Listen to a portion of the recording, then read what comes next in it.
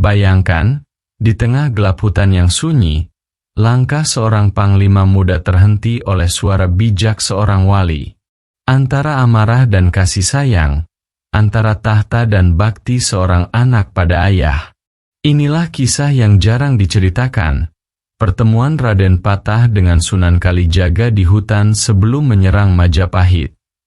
Tangan menunjuk kanan, jangan lupa subscribe agar tidak ketinggalan kisah penuh hikmah dari sejarah Nusantara yang menyentuh hati. Majapahit kala itu sudah meredup. Islam mulai berkembang pesat di tanah Jawa melalui para wali. Di tengah pusaran sejarah, berdirilah sosok muda penuh semangat, Raden Patah, Raja pertama Demak, yang bersiap menyerang Majapahit untuk menegakkan Islam. Namun, di balik semangat jihadnya, ada rahasia besar yang ia tidak sadari sepenuhnya. Raja Brawijaya, penguasa Majapahit, adalah ayah kandungnya sendiri. Langit sore di ujung Demak memerah, seolah membakar cakrawala. Di kejauhan, suara tambur perang menggema. Pasukan muda berjajar rapi, tombak di tangan, wajah penuh semangat. Mereka menanti komando dari pemimpin muda yang mereka cintai, Raden Patah.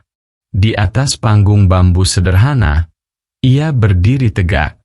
Matanya tajam menatap ke arah barat, ke tanah Majapahit, kerajaan besar yang dulu jaya, kini rapuh. Majapahit telah runtuh karena kelalaiannya. Kini saatnya Islam berdiri di tanah Jawa. Aku, Raden Patah, akan memimpin kalian, teriaknya lantang. Sorak pasukan menggema, membelah senja. Mereka melihat dalam diri Raden Patah bukan hanya seorang raja muda, tapi cahaya harapan baru. Namun, di balik wajah tegasnya, ada kegelisahan yang ia simpan rapat-rapat. Setiap kali ia menyebut nama Majapahit, dadanya terasa sesak. Ada getaran aneh di hatinya, seolah ada sesuatu yang belum terungkap. Malam sebelumnya, ia bermimpi. Dalam mimpi itu, seorang lelaki tua bermahkota emas menatapnya dengan mata sendu.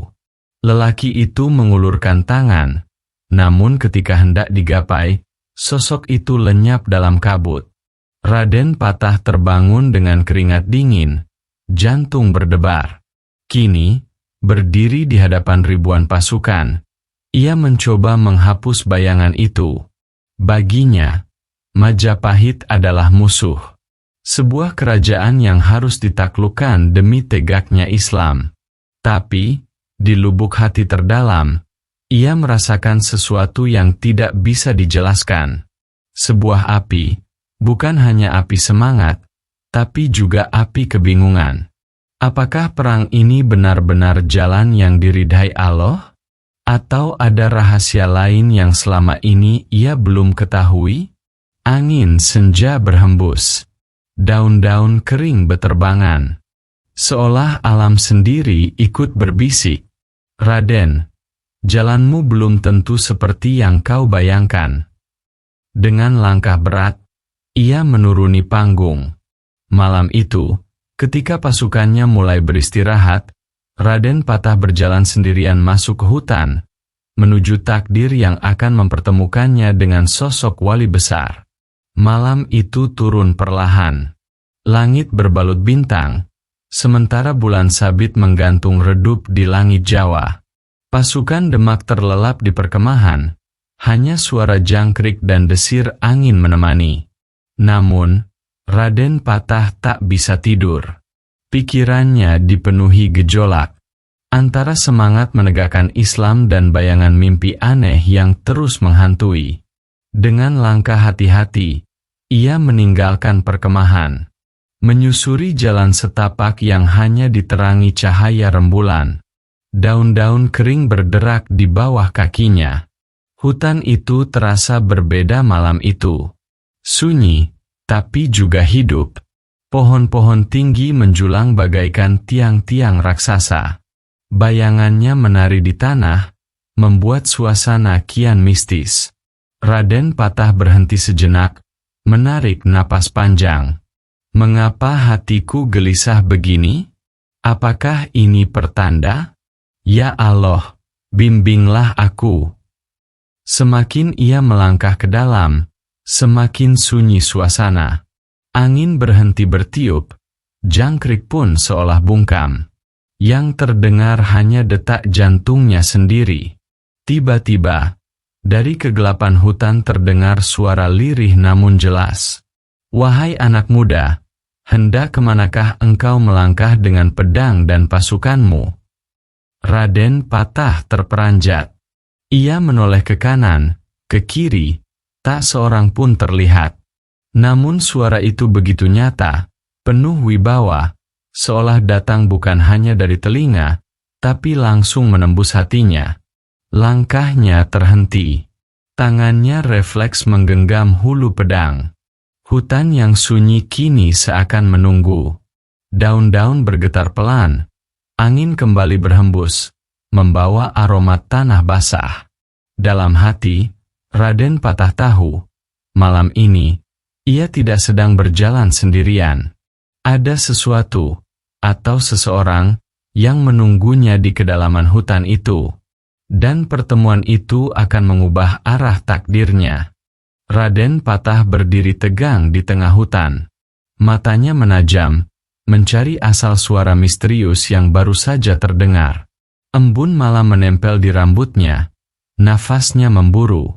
Lalu, dari balik kabut tipis, perlahan muncul sosok lelaki berjubah lusuh namun bersih. Tongkat kayu sederhana di tangan, wajahnya teduh bercahaya. Langkahnya pelan, tapi setiap tapak seakan membawa ketenangan yang sulit dijelaskan.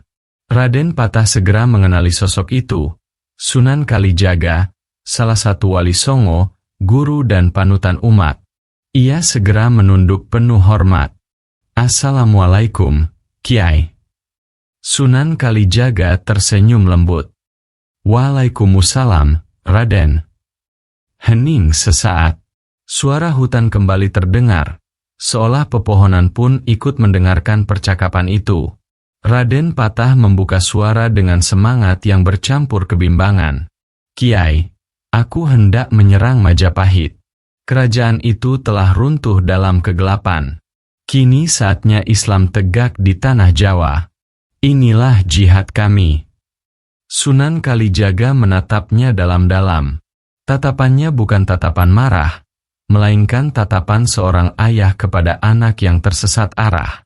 Raden, tahukah engkau siapa sebenarnya Raja Brawijaya yang kau sebut musuh itu? Raden Patah terdiam. Hatinya berdebar kencang. Ia menunduk, menunggu penjelasan. Sunan Kalijaga meletakkan tongkatnya di tanah, lalu duduk bersila di atas rerumputan. Suaranya tenang, tapi menusuk ke relung jiwa. Raja Brawijaya itu bukan sekadar lawanmu. Ia adalah ayahmu. Darahmu mengalir dari dirinya. Ingatlah, menegakkan Islam tidak dengan menebas ayahmu sendiri. Janganlah engkau menjadi anak durhaka, sebab murka orang tua adalah murka Allah. Kata-kata itu bagai petir yang menyambar dada Raden Patah. Ia tersentak, lututnya melemah, hingga hampir terjatuh. Pedang yang ia genggam terasa bagai beban ribuan batu. Ayahku, Brawijaya? Kiai, bagaimana mungkin? Aku hanya ingin menegakkan agama Allah. Suaranya bergetar, matanya berkaca-kaca. Sunan Kalijaga menepuk lembut bahunya. Menegakkan agama Allah itu bukan hanya dengan pedang, Raden. Dakwah adalah cahaya, bukan darah. Seorang anak tidak akan pernah mulia bila durhaka kepada orang tuanya, bahkan bila ia raja sekalipun. Raden Patah terdiam. Matanya kini menatap tanah, sementara air matanya jatuh membasahi rerumputan hutan. Malam itu, di tengah hutan sunyi, seorang raja muda belajar sebuah pelajaran besar. Agama tidak akan tegak di atas durhaka. Sunyi hutan malam itu seolah menjadi saksi pertempuran terbesar dalam hidup Raden Patah. Bukan pertempuran melawan prajurit Majapahit, tapi pertempuran melawan dirinya sendiri. Ia bersimpuh di tanah, kedua tangannya menggenggam wajahnya yang basah oleh air mata. Tubuhnya bergetar. Bagaimana mungkin, orang yang selama ini kupandang sebagai musuh, ternyata ayahku sendiri? Bayangan masa kecilnya kembali. Wajah samar yang dulu tak ia kenali, senyum yang terasa asing, ternyata semua itu adalah Brawijaya. Ayah yang tak pernah ia panggil, Bapa, dengan mulutnya, tapi darahnya tak bisa mengingkari. Raden Patah menggenggam pedangnya. Cahaya bulan memantul di bilahnya. Pedang itu yang tadinya simbol keberanian, kini terasa kotor di tangannya. Bagaimana aku bisa menghunuskan senjata ini kepada ayahku sendiri? Bukankah itu sama saja dengan menusuk hatiku sendiri? Sunan Kalijaga yang duduk tenang di sampingnya, berbicara lembut, seakan membaca seluruh gejolak hatinya. Raden, jihad sejati bukan hanya melawan musuh di medan perang. Jihad terbesar adalah melawan hawa nafsu dalam dirimu sendiri. Jangan biarkan amarah dan ambisi menutup matamu dari hakikat kasih sayang seorang anak kepada orang tua. Raden Patah menatap wajah wali itu, air matanya mengalir deras. Kiai, hatiku remuk. Aku ingin menegakkan kebenaran, tapi aku takut menjadi anak durhaka. Apa yang harus kulakukan? Sunan Kalijaga menghela napas panjang, lalu berkata dengan suara penuh kasih. Berdoalah, Raden. Mintalah petunjuk kepada Allah. Jangan terburu dalam amarah. Ingatlah, Islam akan tegak dengan cahaya ilmu dan akhlak, bukan dengan mengorbankan bakti seorang anak kepada ayahnya. Kata-kata itu menusuk hati Raden Patah, bagai obat sekaligus pisau. Ia tahu kebenaran ada di sana, tapi lukanya terlalu dalam untuk segera sembuh. Malam itu, di tengah hutan yang sepi, seorang raja muda merasakan perih yang lebih dalam dari 1000 luka pedang. Luka di hati seorang anak yang sadar ayahnya adalah lawannya sendiri. Hening masih menyelimuti hutan. Cahaya bulan jatuh di wajah Raden Patah yang kini bersujud di tanah. Air matanya membasahi bumi, seolah tanah Jawa itu sendiri ikut merasakan getirnya seorang anak yang harus memilih antara ambisi dan bakti. Pedang yang tadi ia genggam kini tergeletak di sampingnya. Kilau bilahnya redup, kalah oleh cahaya bening yang jatuh dari matanya. Ya Allah, jika benar Brawijaya adalah ayahku, bagaimana mungkin aku tega melawannya? Bagaimana aku bisa menegakkan agama MU dengan melukai darah dagingku sendiri? Bisiknya lirih, suaranya bergetar di antara tangis. Sunan Kalijaga menatapnya dengan penuh kasih. Dalam pandangan wali itu, Raden Patah bukan sekadar seorang calon raja, tapi seorang anak yang sedang diuji rasa cintanya. Raden, ucap Sunan Kalijaga lembut, ingatlah, kemuliaan seorang anak bukan pada mahkota, bukan pada tahta, melainkan pada baktinya kepada orang tua. Jangan engkau kotori niat sucimu dengan durhaka. Raden Patah mengangkat wajahnya. Air mata masih menetes, namun dalam sorot matanya kini ada keteguhan baru. Ia sadar, peperangan sejati ada di dalam dirinya. Ia memeluk kaki Sunan Kalijaga, lalu berucap dengan suara parau. Kiai, aku berjanji, aku tidak akan pernah melupakan pesan ini. Aku tidak akan menjadi anak durhaka.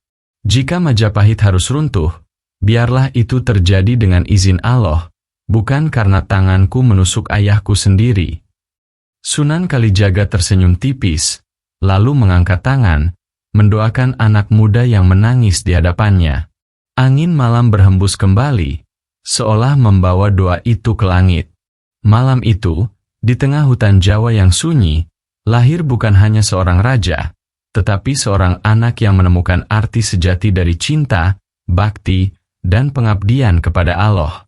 Dan sejarah pun mencatat, meski Majapahit akhirnya runtuh, nama Raden Patah tetap harum, bukan hanya sebagai pendiri Kesultanan Demak, tetapi juga sebagai anak yang pernah diuji oleh air matanya sendiri. Kisah ini mengingatkan kita, Sebesar apapun ambisi, setinggi apapun kedudukan, jangan pernah melupakan bakti kepada orang tua. Karena murka mereka adalah murka Allah, dan rida mereka adalah rida Allah. Tangan menunjuk kanan jika kisah ini menyentuh hati Anda. Jangan lupa subscribe, like, dan bagikan agar hikmah ini terus hidup dalam ingatan generasi.